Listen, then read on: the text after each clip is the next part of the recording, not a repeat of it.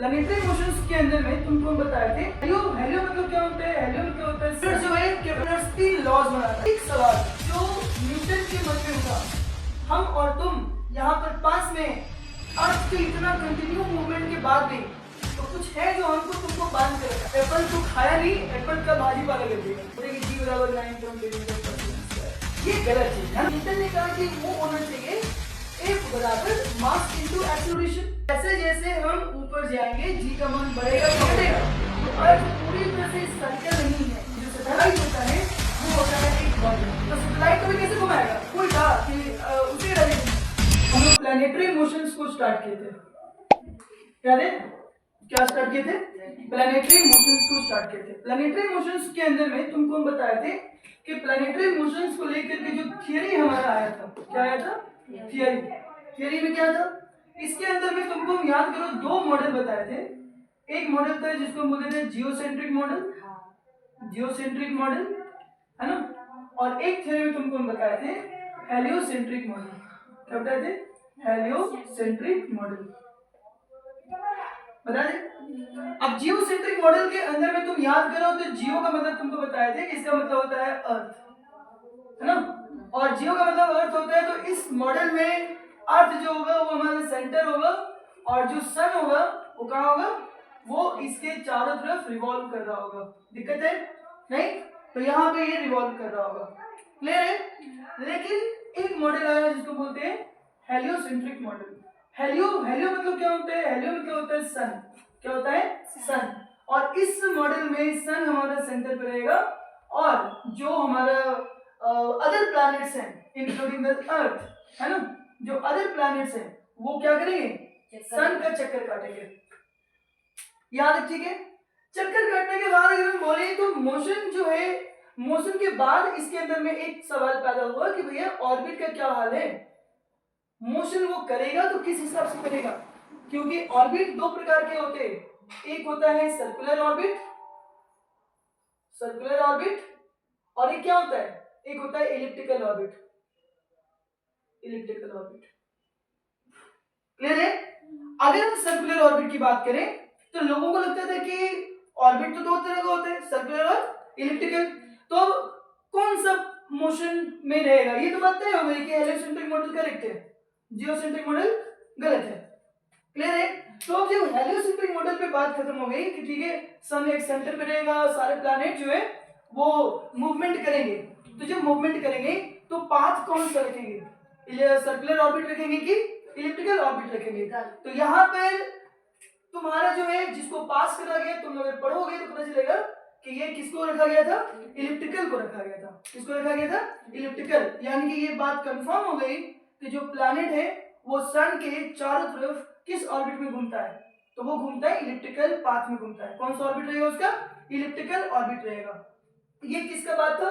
तो elliptical orbit का जो सपोर्ट किया था वो कौन किया था? केप्लर्स। कौन किया था? केप्लर्स। फिर तुम केप्लर जो है, केप्लर्स 3 लॉज बनाता है। क्या बनाते हैं? 3 लॉज बनाता है यहीं से, और 3 लॉज का फॉर्मेशन करता है। एक जो लॉ तुम्हारा बनाया वो कौन सा लॉ बनाया? इसको कहते हैं लॉ ऑफ ऑर्बिट। दूसरा जो लॉ बनाया वो क्या बनाया? Law of area. और तीसरा जो लॉ बनाया था वो क्या बनाया था? Law of period. क्या बनाया था? Law of period. ये तीनों लॉज किसके लिए थे? तो ये प्लैनेट के लिए थे। और तीनों लॉज में वो क्या बताया? फर्स्ट लॉ में वो कहता है कि जो ऑर्बिट होगा वो कैसा होगा? जो भी प्लैनेट सन के चारों तरफ घूमेंगे उसका ऑर्बिट कैसा होगा? उसका ऑर्बिट होगा इलिप्टिकल। क्या होगा? इलिप्टिकल। बात खत्म। दूसरी बात क्या बोला? Law of area. एरिया में क्या बोला? बोला कि जब भी कोई प्लैनेट जब कोई प्लैनेट सन के चारों तरफ घूमेगा तो एक जगह से दूसरा जगह जाने टाइम पर क्या करेगा? एरिया कट करेगा। जैसे मान के चलो कि ये हो गया हमारा सन और मान लो ये हो गया इसका पाथ। तो यहां से अगर मान लो कि जो प्लैनेट है वो पी पोजीशन से मान लो पीडीएस पोजीशन पे गया तो क्या होगा? अब यहां से एरिया ये कट किया। अब ये जब एरिया यहां पर कट किया तो इस टाइम जो इसकी वेलोसिटी है वो क्या है? क्लियर है? और अगर वो यहां से मान लो यहां पे आता है, प्लैनेट जब इस जगह से इस जगह पर आएगा और यहां से वो यहां पर आएगा। क्या आएगा? यहां से यहां पे। तो बोले कि यहां से यहां तक का जो आएगा वो एरिया ये है। अब बोला कि इस कंडीशन में बोला कि जो एरियल वेलोसिटी होता है, यानी रेट ऑफ चेंज ऑफ जो एरिया होता है with respect to the time, वो क्या होता है? कांस्टेंट होता है। कौन बोला? केपलर। बोला कि प्लैनेट जब सन के चारों तरफ घूमेगा तो डिफरेंट डिफरेंट लोकेशन पे जब वो एरिया बनाएगा उसका एरियल वेलोसिटी हमेशा क्या रहेगा? कांस्टेंट रहेगा। बोला काहे? एरियल वेलोसिटी काहे कांस्टेंट रहेगा? बोला कि जब अर्थ से, जब कोई प्लैनेट सन से दूर होता है, जब प्लैनेट सन से दूर होता है, अगर कोई प्लैनेट सन से दूर होगा और अगर वही स्पीड में मूवमेंट करेगा और जब वो पास में होगा और वही स्पीड में मूवमेंट करेगा तो बात गड़बड़ हो जाएगी। फिर इस कंडीशन में वो कम एरिया बनाएगा और इस कंडीशन में वो ज्यादा एरिया बनाएगा। इससे लॉ बिगड़ जाएगा, इससे प्लैनेट का मोशन गड़बड़ हो जाएगा। तो बोले कि प्लैनेट का मोशन सही रहे और प्लैनेट अपने ऑर्बिट में ही मूव करे तो उस समय बोला कि अपना स्पीड को वो कम ज्यादा करता रहेगा। जब वो प्लैनेट से दूर रहेगा, जब प्लैनेट से क्या रहेगा? वो दूर रहेगा। तो जब प्लैनेट से दूर रहेगा तो भी वहां पर बढ़ जाएगा, यानी कि वो क्या हो जाएगा? तो यहां पर भी ज्यादा रहेगा। प्लैनेट से दूर है, प्लैनेट से दूर है तो भी यहां पर ज्यादा होगा। अब भी ज्यादा होगा तो इस हिसाब से जो एरिया बनाएगा वो जल्दी जल्दी कवर करने की कोशिश करेगा। अब जब ये पास में है तो ये अगर यही स्पीड से घूमेगा तो जल्दी एरिया कवर कर लेगा। तो बोला कि जैसे ही पास में आ जाएगा ना, भी यहाँ पर स्लो हो जाएगा। भी क्या हो जाएगा? यहाँ पर स्लो हो जाएगा। तो यहाँ पर भी तुम्हारा आर अगर ज्यादा है, सॉरी आर अगर ज्यादा है, आर अगर ज्यादा है तो भी कम रहेगा और आर अगर कम है तो भी ज्यादा रहेगा। यानी कि अगर प्लैनेट सन से दूर रहेगा तो उसका स्पीड स्लो हो जाएगा और अगर प्लैनेट सन के पास रहेगा तो स्पीड क्या हो जाएगा? फास्ट हो जाएगा। स्पीड क्या हो जाएगा? फास्ट। यानी कि यहाँ पे प्लैनेट स्लो मूवमेंट करेगा और यहाँ पे जो प्लैनेट है वो फास्ट मूवमेंट करेगा। और इस प्रकार के से जो एरिया ये बनाएगा हर टाइम बराबर ही बनाएगा, क्योंकि स्पीड क्या होगा? लोकेशन के हिसाब से वो कम ज्यादा करता रहेगा। इसके बाद तीसरा बात आया लॉ ऑफ पीरियड। क्या आया? लॉ ऑफ पीरियड, पीरियड का लॉ। अब पीरियड का लॉ क्या है? उसमें कहा गया कि जो टाइम पीरियड का जो स्क्वायर होता है वो क्या होता है? Cube of semi major axis. पढ़े थे? Cube of semi major axis, यानी टाइम का स्क्वायर का जो time square T square is proportional to A का क्यूब। याद है? बात समझ में आया? क्लियर? तो ये कौन सा लॉ था? ये था केपलर्स का लॉ। केपलर्स का 3 लॉज हो गया। पहला लॉ, लॉ ऑफ ऑर्बिट, जिसके अंदर में बताया गया ऑर्बिट के बारे में, ऑर्बिट कैसा रहेगा? इलिप्टिकल। दूसरा लॉ ऑफ एरिया, जिसके अंदर में क्या बोला गया कि डिफरेंट डिफरेंट टाइम पर जो एरिया कवर करेगा उसमें जो वेलोसिटी होगी प्लैनेट की वो कांस्टेंट होगी। एरिया कवर करते समय जो एरिया वेलोसिटी किसी प्लैनेट का होता है वो कांस्टेंट होता है। ये कांस्टेंट बनाने के चक्कर में क्या होगा कि कहीं पर जो प्लैनेट है वो स्लो हो जाएगा और कहीं पर प्लैनेट फास्ट हो जाएगा। स्लो कहां पर होगा? जब वो अर्थ से, जब वो सन से काफी दूर होगा। फास्ट कहां पर होगा? जब वो सन के बहुत पास होगा। तो जब पास होगा तो फास्ट हो जाएगा और जब दूर होगा तो स्लो हो जाएगा। याद क्लियर हो गया? इसके बाद अगर हम बात करें, अच्छा ये दूर वाला जो डिस्टेंस है इसके पोजीशन को बोलते हैं एपीहेलिन, और जो प्लैनेट जब पास में हो तो उसको बोलते हैं पेरिहेलिन। पेरिहेलिन पास पास, पी फॉर पास पास, पी फॉर पेरिहेलिन। तो जब प्लैनेट पास पास रहेगा सन का तो बोलेंगे पेरिहेलिन और जब दूर दूर रहेगा तो बोलेंगे एपीहेलिन। एपीहेलिन पे जो प्लैनेट है वो स्लो रहेगा और पेरिहेलिन पे जो प्लैनेट है वो फास्ट रहेगा। क्लियर है? यहाँ तक? आगे यहाँ पर जो बात हुआ, नेक्स्ट अगर हम बात करें तो एक सवाल जो न्यूटन के मन में उठा, न्यूटन के मन में क्या सवाल उठता है ना? न्यूटन के मन में क्या सवाल उठता है? न्यूटन के मन में सवाल उठता है कि जो प्लैनेट है ना, जो प्लैनेट है, आप तो ये बोल दिए कि प्लैनेट घूमता है, ठीक है, इसमें कोई दिक्कत नहीं, लेकिन प्लैनेट घूमता क्यों है? और क्या चीज है जो सभी प्लैनेट को सन से बांध के रखा हुआ है ना? ये चीज तो बहुत कॉमन चीज है, कोई अपने आप थोड़ी बन जाता है। तो कोई नेचर में ऐसा कुछ होना चाहिए जो उसको बांध के रखा हुआ है ना? तो न्यूटन कहते हैं कि इस यहाँ पर कोई एक फोर्स होना चाहिए जिससे सारे प्लैनेट और जो सन है वो आपस में बंध जाए, है ना। उन्होंने उस फोर्स का क्या नाम दिया? उन्होंने नाम दिया ग्रेविटेशनल फोर्स। क्या नाम दिया? Gravitational force. Gravitational force. तो अगर हमसे पूछा जाए कि जो प्लैनेट होते हैं और जो सन है, प्लैनेट का, सन का, मून का, ये सब का बीच में लगने वाला जो फोर्स है, इस फोर्स को क्या कहते हैं? तो इस फोर्स को कहते हैं ग्रेविटेशनल फोर्स, क्योंकि हर चीज बंध के रहती है ना। हर चीज बंध के रहता है, कोई एक फोर्स होगा जो उसको बांधेगा, है ना। तो न्यूटन से कहा गया कि ये जो फोर्स है जिसको आप ग्रेविटेशनल फोर्स कह रहे हो, वो सिर्फ हमारे प्लैनेट के लिए है, यानी हमारे सोलर सिस्टम के लिए है, या पूरे यूनिवर्स के लिए? बोला नहीं, पूरे यूनिवर्स के लिए।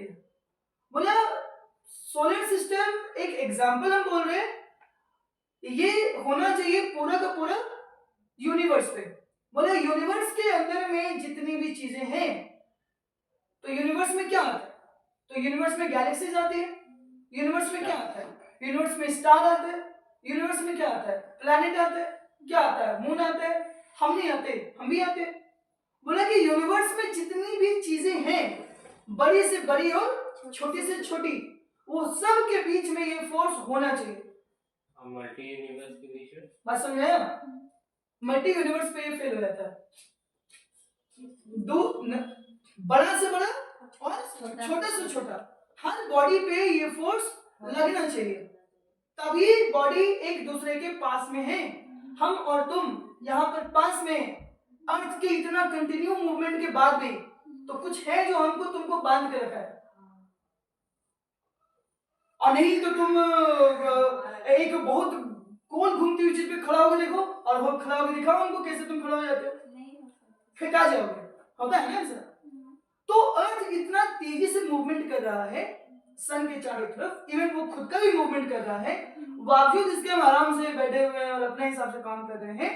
तो कहीं ना कहीं कुछ है जो हमको बांध कर रखा हुआ है, हम दोनों को, हमको इसको इससे, प्लैनेट को सन से, सन को मून से, मून को अर्थ से, अर्थ से हमको मून से, सब कनेक्टेड है, सब के सब कनेक्टेड है एक फोर्स के द्वारा, जिसको हमने क्या नाम दिया? Gravitational force.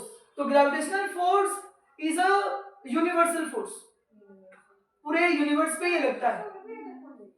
दूसरी बात, ग्रेविटेशनल फोर्स, अच्छा हम तुम पे फोर्स लगा रहे हैं, ये बात सही है, या हमारा फोर्स किसी और चीज पे लग रहा है?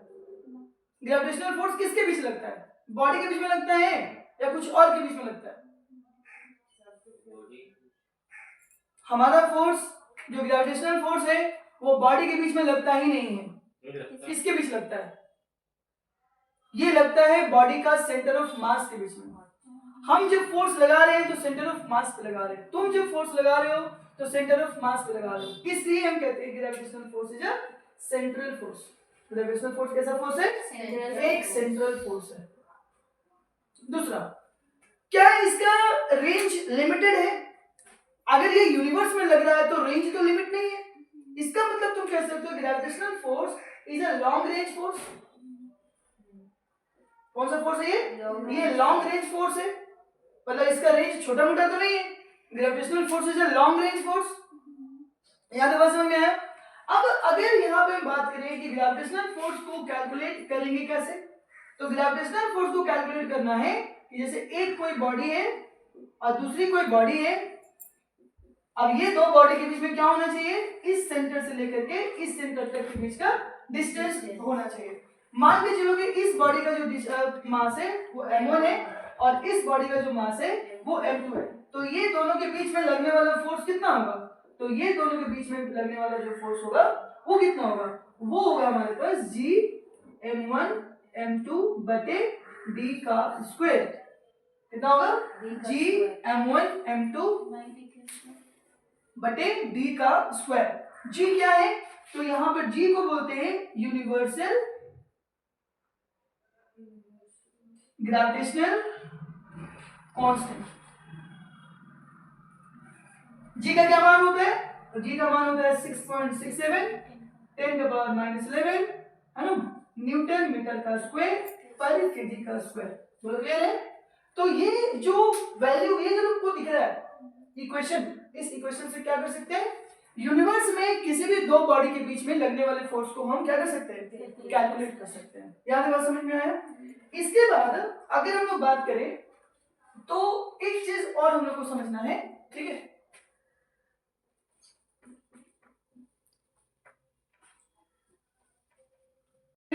ध्यान तक पहुंच गए कि न्यूटन ने लॉज क्या दिए। अब यहां पर देखो एक बात हो गई कि ये तो हो गया यूनिवर्स का बात। अब थोड़ा सा बात हम लोग किससे कर लेते हैं, अर्थ का। और सबसे इंपॉर्टेंट हमको किसको पढ़ना है, अर्थ को पढ़ना है, क्योंकि न्यूटन का जो शुरुआत हुआ था वो अर्थ से ही हुआ था। तुमको पता होगा है ना, पेड़ के नीचे बैठा था, क्या किया, सेब गिरा था, एप्पल को खाया नहीं, एप्पल का भाजी पाला कर दिया, है ना। और वैसे वैसे लॉज बनाए जिसको किसी ने कभी सुना था और कभी देखा। क्या हुआ था तुम समझोगे कि अब यहाँ पर हम बात कर रहे हैं ग्रेविटी का। किसका बात कर रहे हैं, ग्रेविटी। ग्रेविटी है ना। अब लोगों को लगता है कि ग्रेविटी जो है वो ए है, लोग जी समझते हैं इसको, बोलते हैं कि जी बराबर 9.8 मीटर पर सेकंड स्क्वायर। ये गलत चीज है ना। ग्रेविटी का मतलब एक्सेलरेशन नहीं होता है और कोई वैल्यू भी नहीं है ग्रेविटी। तुमको पहले ये समझना चाहिए ग्रेविटी और ग्रेविटेशन के बीच में क्या फर्क होता है, पहले वो क्लियर करो वो चीज, है ना। ग्रेविटी क्या है और ग्रेविटेशन क्या है। ग्रेविटी होता है force between earth and any object. And what is gravitation, force between any two bodies in universe. Universe के अंदर में किसी भी दो बॉडी के बीच में लगने वाले फोर्स को ग्रेविटेशन कहते हैं। तो ग्रेविटेशन भी एक तरह का फोर्स है, जो चैप्टर का नाम है। Gravitation is the force, gravitation is the force which is a gravitational force. Gravitational force को ही ग्रेविटेशन बोल रहे हो। तो gravitation is the force acting between two bodies in the universe. Universe के अंदर में दो बॉडी के बीच में लगने वाले फोर्स को ग्रेविटेशन कहते हैं। And what is gravity, gravity हो गया पर्टिकुलर, किसके बीच में है, तो अर्थ के बीच में है। जैसे यहां से ये गिर रहा है तो ग्रेविटी लगा कि ग्रेविटेशन लगा, ग्रेविटी लगा। क्या कहेंगे, अर्थ की ग्रेविटी ने पिन को पुल कर लिया, अर्थ का ग्रेविटेशन ने नहीं पुल करा, अर्थ की ग्रेविटी ने पेन को पुल किया, पुल माने खींच लिया, ठीक है। तो इसको क्या कहते हैं, इसको ग्रेविटी कहते हैं। तो ग्रेविटी क्या है, फोर्स है। ग्रेविटेशन क्या है, फोर्स है। ग्रेविटी कहां लगता है, तो अर्थ के बीच में लगता है। किसके बीच में लगता है, ऑब्जेक्ट के बीच में लगता है। ग्रेविटेशन क्या है, फोर्स है। किसके बीच में, दो बॉडीज के बीच में।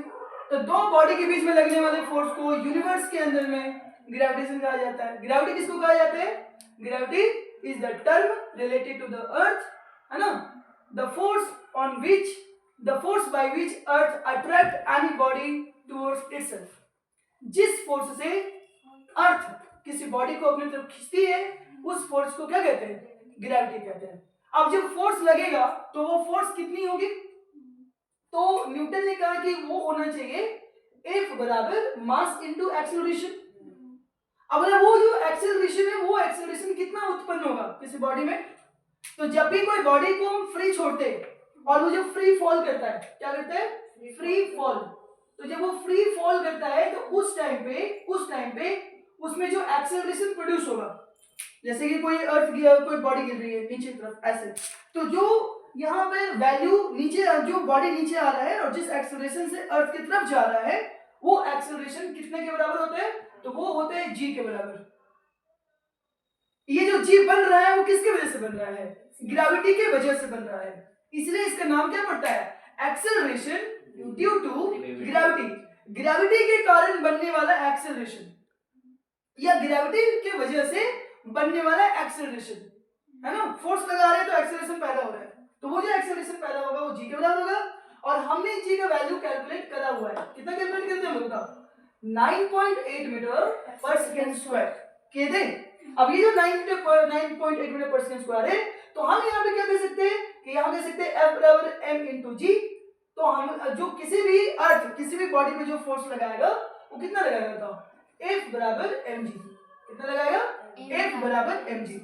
अब थोड़ा सा बात कर लो कि g का बारे में ये क्या है, तो तुम लोग इसको क्या बोले कि g क्या है, ये है एक्सेलरेशन ड्यू टू ग्रेविटी, पढ़े थे। अब एक्सेलरेशन ड्यू टू ग्रेविटी की बात करें तो एक्सेलरेशन ड्यू टू ग्रेविटी की अगर बात करो तो इसमें तुम पढ़े होगे कि g को निकालते कैसे हैं, तो g को निकालते हैं gm बटा r का स्क्वायर से निकालते हैं। अब तुम ये चीज गौर करो कि g का मान जो होता है वो gm बटा r के स्क्वायर से निकालते हैं, और ये निकालेंगे तो वैल्यू कितना आएगा, वो वैल्यू आएगा 9.8। कितना आएगा, 9.8 मीटर पर सेकंड स्क्वायर। कहां पर, ये होता है अर्थ के सरफेस पर। क्या होता है, अर्थ सरफेस पर। इसका क्या मतलब है, इसका मतलब है कि g का मान चेंज हो सकता है। g का मान क्या हो सकता है, चेंज हो सकता है। अर्थ के सरफेस पर 9.8 होता है, और अगर एल्टीट्यूड में ऊपर जाए, एल्टीट्यूड है ना, एट एल्टीट्यूड हायर एल्टीट्यूड, जैसे जैसे एल्टीट्यूड बढ़ेगा वैसे वैसे g घटेगा। इसलिए सर इसका अलग एटीट्यूड है। हाँ एल्टीट्यूड, एल्टीट्यूड नहीं एल्टीट्यूड है ना, तो जो एल्टीट्यूड, जैसे एल्टीट्यूड मतलब हाइट, तो जैसे जैसे हम ऊपर जाएंगे g का मान बढ़ेगा कि घटेगा, तो g का मान घटेगा। इसलिए जैसे स्पेस ऊपर में जाएंगे, ग्रेविटी नहीं होती। इसमें इसलिए स्पेस में ग्रेविटी नहीं होता है, समझ में आया। तो एल्टीट्यूड के साथ ग्रेविटी घट जाएगा, और अगर डेप्थ में जाओगे तो, अगर डेप्थ में जाओगे तो डेप्थ बढ़ेगा, मतलब गहराई बढ़ेगी।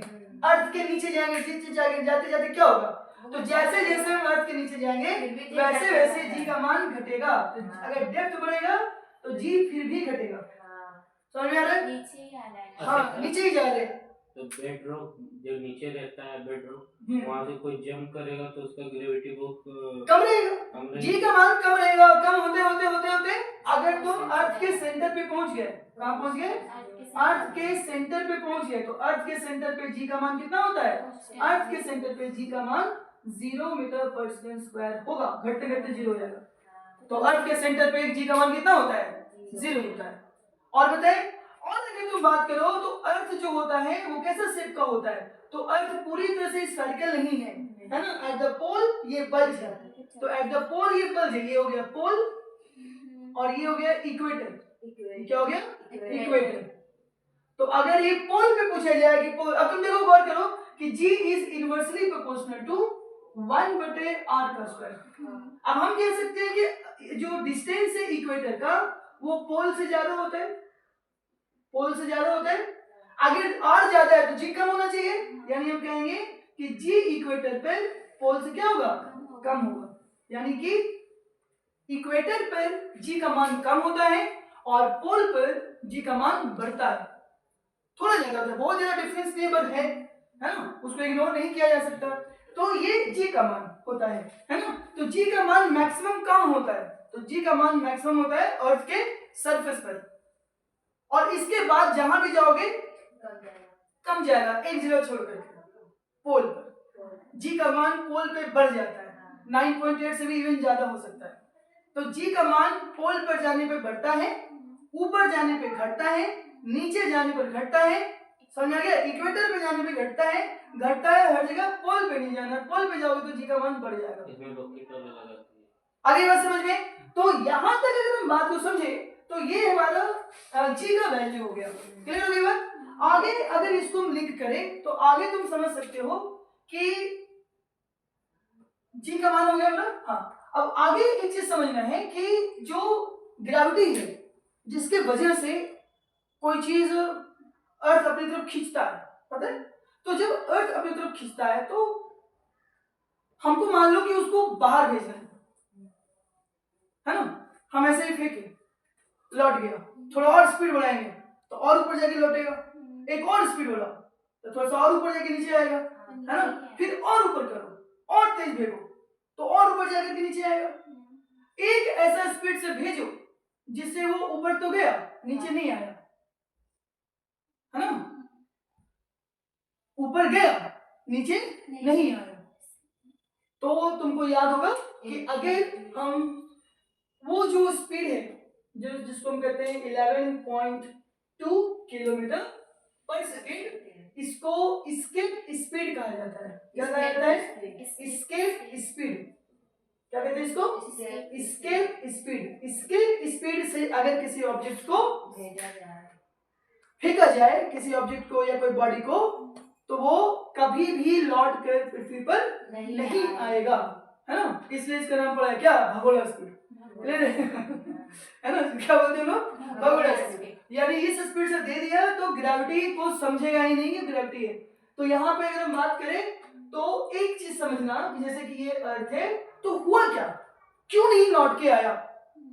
हम जब इसको भेजे तो लौट के क्यों नहीं आया? क्या होता है अगर किसी ऑब्जेक्ट को 11.2 किलोमीटर पर सेकेंड को स्पीड से अगर इसको भेजा जाए तो क्या होता है? क्यों नहीं लौट के आया? एक चीज हुआ, वो ये है कि जो अर्थ होता है ना, अर्थ के चारों तरफ का एक स्पेस होता है। क्या होता है? एक स्पेस। हर बॉडी के आसपास एक स्पेस होता है। अर्थ का भी अपना एक स्पेस है। और जैसे मैग्नेट के पास अपना स्पेस होता है कि नहीं होता है? क्या मैग्नेट हर जगह रखी चीज को खींच सकती है? हम वहां पे रखे ये लोहा है और ये मैग्नेट है बड़ा सा, तो क्या ये मैग्नेट उस लोहे को खींच लेगा? नहीं खींचेगा। एक पर्टिकुलर डिस्टेंस पर जब आता है तभी वो फोर्स अपना असर दिखाती है। तो एक अर्थ से एक पर्टिकुलर डिस्टेंस तक ही क्या होता है? उसका फोर्स काम कर पाता है। इस स्पेस को एक टर्म बोलते हैं, इसको बोलते हैं ग्रेविटेशनल फील्ड। क्या बोलते हैं? ग्रेविटेशनल फील्ड, है ना। क्या बोलते हैं इसको? Gravitational field. तो जब हमने किसी ऑब्जेक्ट को 11.2 किलोमीटर पर सेकंड की स्पीड से फेंका तो क्या हुआ? ये जो बॉडी है इस ग्रेविटेशनल फील्ड को पार कर गया। ये लौट के नीचे आ रहा है क्योंकि ग्रेविटेशनल फील्ड को पार नहीं किया। अगर 11.2 किलोमीटर पर सेकंड की स्पीड से किसी ऑब्जेक्ट को फेंको तो क्या होगा? ये रुकने से पहले क्या करेगा? ये 11 ये जो फील्ड है ना, इस फील्ड को पार कर जाएगा इस स्पीड से। और अगर एक सेकंड भी स्पीड कम किया तो वापस लौट के आ जाएगा, पुल हो जाएगा। लेकिन अगर 11.2 किलोमीटर पर सेकंड की स्पीड से फेंकोगे तो ये इस स्पीड से क्या होगा? पार कर जाएगा। किसको पार कर जाएगा? अर्थ का ग्रेविटेशनल फील्ड को पार कर जाएगा। उस जगह को पार कर जाएगा जहां पे अर्थ का ग्रेविटेशनल फोर्स का इन्फ्लुएंस है, जहां पे अर्थ की ग्रेविटी काम कर रही है, उस ग्रेविटी को पार कर जाएगा, भाग जाएगा वहां से 11.2 किलोमीटर पर सेकंड की स्पीड से। उस जगह को क्या कर जाएगा? वो पार कर जाएगा। तो इसलिए ये एक इंपॉर्टेंट चीज होता है। यहाँ तक समझ में आया?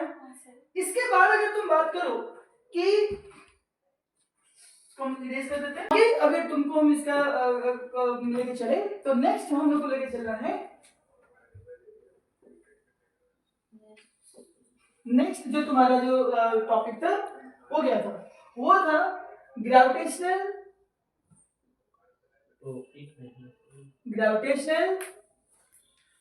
पोटेंशियल, है ना। Gravitational potential. अभी तुमको हम समझाएं कि ये हो गया अर्थ, और ये जो अर्थ है ये हो गया अर्थ, और ये हो गया अर्थ का ग्रेविटेशनल फील्ड सपोज करो, और ये अर्थ की ग्रेविटेशनल फील्ड यहाँ पर है, मान लो ये पॉइंट P है। और मान के चलो कि अगर कोई पूछे कि अर्थ का ग्रेविटेशनल फील्ड कहाँ तक होता है, तो अर्थ का जो ग्रेविटेशनल फील्ड है ना वो इंफिनिटी तक होता है। कहाँ तक होता है? इंफिनिटी तक। तो मान के चलो कहाँ पे खत्म होगा? तो वो इंफिनिटी में खत्म होगा। हमको नहीं पता ग्रेविटेशनल फील्ड कहाँ खत्म होगा, जहां खत्म होगा उस पॉइंट को क्या कहेंगे? इंफिनिटी। यहां पर कोई एक ऑब्जेक्ट रखा हुआ है ना, ये एक ऑब्जेक्ट रखा हुआ है। अब इस ऑब्जेक्ट को इस फील्ड तक लाने में तुमको कितना वर्कडन करना पड़ेगा? जो वर्कडन तुम करोगे इसको यहां तक लाने में, उस वर्कडन को ही क्या कहा जाता है? ग्रेविटेशनल पोटेंशियल कहा जाता है। क्या कहा जाता है? Gravitational potential. यहां तक समझ में आया? तो ग्रेविटेशनल पोटेंशियल का टर्म क्लियर हुआ। ग्रेविटेशनल पोटेंशियल क्या है? ये है वर्क डन। क्या है? Work done. किसका? बॉडी का। कहां से बॉडी को ला रहे हो? इंफिनिटी से। कहां तक? अर्थ के ग्रेविटेशनल फील्ड तक। इसको लाने के लिए जो वर्क डन हम करते हैं उसको क्या कहते हैं? ग्रेविटेशनल पोटेंशियल कहते हैं। इसके बाद अगर तुम लोग बात करो तो लास्ट टॉपिक अपना था अर्थ सैटेलाइट। क्या था? अर्थ सैटेलाइट, है ना। यही टॉपिक था हमारा अर्थ सैटेलाइट। और अर्थ सैटेलाइट के अंदर में क्या क्या कवर कर दिए तुमको? तो यहाँ पे तुमको हम बताएं कि ये जो टर्म है जो सैटेलाइट हम बोल रहे हैं, सैटेलाइट क्या होता है? तो तुम लोग को बताएं कि जो सैटेलाइट होता है वो होता है एक बॉडी। क्या होता है? एक बॉडी जो दूसरी बॉडी के चारों तरफ क्या करेगा? घूमेगा। क्या करेगा? घूमेगा। तो अगर कोई एक बॉडी किसी दूसरे बॉडी के चारों तरफ घूमती है तो उस बॉडी को, जो छोटी वाली बॉडी है, इसको क्या कहते हैं? सैटेलाइट कहते हैं। क्या कहते हैं इसको? सैटेलाइट। सैटेलाइट का क्या कहानी है? तो सैटेलाइट तुमको बताएं कि ये दो तरह का होता है, एक होता है नेचुरल, एक होता है आर्टिफिशियल। नेचुरल में क्या होता है? नेचर बनाएगा, और आर्टिफिशियल में क्या होगा? मैन बनाएगा। ये मैन मेड होता है। क्या होता है? Man made. तो सैटेलाइट तुम्हारा नेचुरल भी होता है और आर्टिफिशियल भी होता है। दो तरह के होते हैं, आर्टिफिशियल सैटेलाइट और मैन मेड सैटेलाइट। सैटेलाइट जो है, अगर तुम लोग बात करो तो सैटेलाइट का अगर हम लोग बात करें तो सैटेलाइट में तुमको दो बातें हम बता रहे हैं, है ना?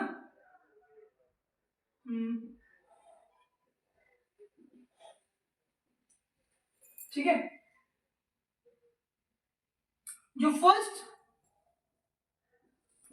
कंट्री था जो सैटेलाइट को लॉन्च किया था, वो क्या था? उसका नाम था रशिया। कौन सा सैटेलाइट को लॉन्च किया था? स्पुतनिक 1, है ना? कब लॉन्च किया था? 1957। याद है? और जो नेक्स्ट जो इंडिया अपना भारत है ना लॉन्च किया था, वो कब किया था? वो किया था आर्यभट्ट, है ना? क्या किया था? आर्यभट्ट। क्या कब डेट का था? 1975। क्लियर है? इसके कुछ मैथमेटिकल कैलकुलेशंस हैं, जैसे एक सैटेलाइट को लॉन्च कहाँ करते हैं? तो सैटेलाइट को जो लॉन्च किया जाता है वो तुम लोग को बताएं कि वो कहाँ से हम लॉन्च करते हैं, सबसे स्पेसिफिक पोजीशन कहाँ होता है? तो हम कह सकते हैं नियर इक्वेटर। अर्थ के सैटेलाइट को कहाँ से लॉन्च करना ज्यादा बेनिफिशियल है? इक्वेटर से या इक्वेटर के पास से। लोकेशन अगर इक्वेटर साइड हो तो वहां से लॉन्च करना इजी है। अच्छा, ईस्ट में के वेस्ट में? ईस्ट साइड के वेस्ट साइड? East side. इधर रहना। क्यों? अर्थ कैसे घूमती है? वेस्ट से ईस्ट की तरफ। तो सैटेलाइट को भी कैसे घुमाएगा? उल्टा, कि उसी के डायरेक्शन में। उसी के डायरेक्शन में। तो हम बेवकूफ थोड़े हैं कि यहाँ से सैटेलाइट को लॉन्च करेंगे ताकि वो यहाँ आ जाए। फर्दर हम यहीं से लॉन्च नहीं कर देंगे, यहाँ से लॉन्च करेंगे तो आराम से घूमेगा। तो तुम सबसे पहले इक्वेटर के पास आओ और डायरेक्शन किधर चुनना? ईस्ट का डायरेक्शन चुनना, ताकि सैटेलाइट वेस्ट से ईस्ट की तरफ आराम से घूम पाए। क्लियर हो गया? हम लोग इक्वेटर ही क्यों चुने? इसके कुछ अपने पॉइंट्स हैं कि मतलब कि इक्वेटर पे तुम्हारा जी कम होता है ना? अर्थ का रोटेशन वेस्ट टू ईस्ट है। अच्छा, अगर ईस्ट से वेस्ट होता तो हम वेस्ट चुनते। क्या चुनते? वेस्ट। हम इक्वेटर के पास ही रहते हैं लेकिन वेस्ट में चुनते हैं, है ना? लेकिन अर्थ का डायरेक्शन किधर होता है? वेस्ट से ईस्ट की तरफ। पश्चिम से पूरब की तरफ अर्थ घूमता है। हाँ, ऐसे घूमता है अर्थ ऐसे घूमता है, ऐसे। गुजरात से अरुणाचल प्रदेश। तो सूरज ऐसे करता है? सूरज ऐसे ही ढलता है। अरे बाबा, तो जो भी घूमेगा उसका ऑपोजिट ही ना चीज बनेगा। अर्थ कैसे घूमता है? वेस्ट से ईस्ट की तरफ। तो सन कहाँ से निकलेगा? इधर से निकलेगा ना? किधर से? ईस्ट से निकलता है। तो वही तो बोल रहे हैं, ईस्ट से निकलेगा ना? तो ईस्ट से निकलेगा तब ना तुमको दिखेगा। अगर इधर से घूमते तो वेस्ट से निकलता। सूर्योदय किधर से होता है? ईस्ट से होता है। किधर होता है? ईस्ट से। और डूबता कहाँ है? वेस्ट में। क्यों डूबता है? क्योंकि अपना रोटेशन किधर है? वेस्ट से ईस्ट। हम ऐसे घूम रहे हैं इसलिए इधर से निकल रहा है। अच्छा, अगर ऐसे घूमते तो ये वेस्ट से निकलता और ईस्ट में डूबता, उल्टा हो जाता। समझ आया? तो ये चीज तुमको ध्यान रखना है कि सैटेलाइट को लॉन्च कहां से करते हैं? सैटेलाइट को लॉन्च इक्वेटर के पास से करते हैं। डायरेक्शन हमारा ईस्ट होगा। डायरेक्शन हमारा क्या होगा? ईस्ट। तो हम ईस्ट साइड से इसको लॉन्च करते हैं। जिस चीज से लॉन्च करते हैं उसको कहते हैं रॉकेट। किससे लॉन्च करते हैं? रॉकेट। और रॉकेट का जो सबसे फ्रंट पोर्शन होता है वहां पे सैटेलाइट को हम लोग क्या करते हैं? लॉन्च करते हैं। और जिस स्पीड से किसी सैटेलाइट को लॉन्च करें जिससे वो अर्थ का ऑर्बिट पकड़ ले, उस स्पीड को क्या कहते हैं? उस स्पीड को कहते हैं स्लैट। ऑर्बिटल स्पीड कहते हैं इसको। क्या कहते हैं? Orbital speed. एक घूम रही सैटेलाइट का एनर्जी क्या होता है? माइनस में होता है कि प्लस में होता है? माइनस में होता है। माइनस में होता है तो इसका क्या मतलब है कि जो सैटेलाइट है वो अर्थ के साथ बॉन्डेड है। अर्थ का किसके साथ बॉन्डेड है? तो अर्थ के ग्रेविटी के साथ बॉन्डेड है। अगर हमको उसको फ्री करना है ना, और वही भेजना है जहां से आया था, है ना, तो उसको देना पड़ेगा प्लस में वो एनर्जी जिसके साथ वो नेगेटिव है। और ऐसा हम लोग करेंगे तो क्या हो जाएगा? वो पॉजिटिव वो सेंड हो जाएगा। कहाँ? इन्फिनिटी तक सेंड हो जाएगा। क्लियर हो गया? तो यहीं तक अपना हो गया चैप्टर कंप्लीट, डन।